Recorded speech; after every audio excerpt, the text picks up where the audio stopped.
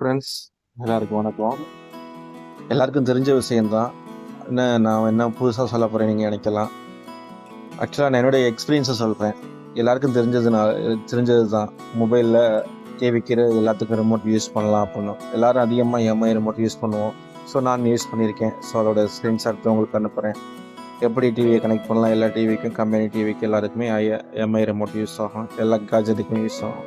So உங்களுக்கு புதுசாக என்ன சொல்லணும்னா, நான் யூஸ் பண்ணுறது சாசா ரிமோட் ஆஃப் பர்சனலாக யூஸ் பண்ணிகிட்ருக்கேன். என்னுடைய இதை பார்க்கலாம். இந்த அளவுக்கு நான் டிவியை யூஸ் பண்ணிகிட்ருக்கேன். எல்லா டிவிக்கும் இது ஆட்டோமேட்டிக்காகவே ரிமோட் பேர் போகணும். எம்ஐ ரிமோட்னா பர்டிகுலர் டிவியை நம்ம செலக்ட் பண்ணணும். ஆனால் எந்த டிவின்னு தெரியலை, எந்த ரிமோட்டுமே நமக்கு தெரியலை அப்படின்னா இது ஆட்டோமேட்டிக்காக சர்ச் பண்ணி எடுத்துக்கிறலாம். இப்போ ரிமோட்டோட நம்ம ப்ளே ஸ்டோரில் சர்ச் பண்ணால் நிறைய ஆப் வருது. நான் நிறைய ஆப்பில் பெஸ்ட்டாக நான் ட்ரை பண்ணது இந்த சாசா ஆப். இந்த சாசா ஆப் கண்டிப்பாக உங்களுக்கு யூஸ் ஆகும். ஒரு ஆட்சன்ஸ் வரும். 18 ரூபா 20 ரூபா உங்களுக்கு அதை பே பண்ணி நீங்கள் வாங்கிட்டீங்கன்னா கண்டிப்பாக ஆடு வராது. ஆடோடையும் யூஸ் பண்ணலாம், காசு இல்லாமல் யூஸ் பண்ணலாம். காசு இல்லாமல் இது என்ன பெஸ்ட்டுன்னா, அதோட பேக்கப் வந்து நம்ம மொபைல் டு மொபைல் மாற்றிக்கலாம். ஒரு 20 ரிமோட் இருக்குது, மொபைல் மாற்றிங்கன்னா கூட வேறு மொபைலுக்கு மாற்றிக்கலாம். முக்கியமாக நம்மளுக்கு வந்து தேவைன்னா ரிமோட் சென்சார் வேணும். மொபைலில் ரிமோட் சென்சார் இல்லாமல் இன்ஃப்ராரெட் எல்இடி இல்லாமல் நம்ம இதை யூஸ் பண்ணுறது வேஸ்ட்டு. எல்லா மொபைலுக்கும் செட் ஆகாது.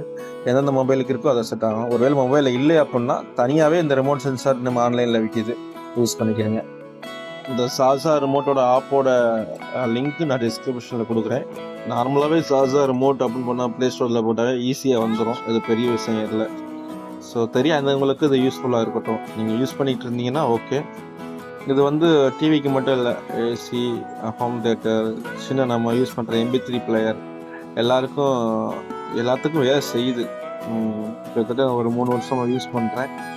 ஸோ சர்வீஸில் இருக்கிறதுனால ரொம்ப யூஸ்ஃபுல்லாக இருக்குது.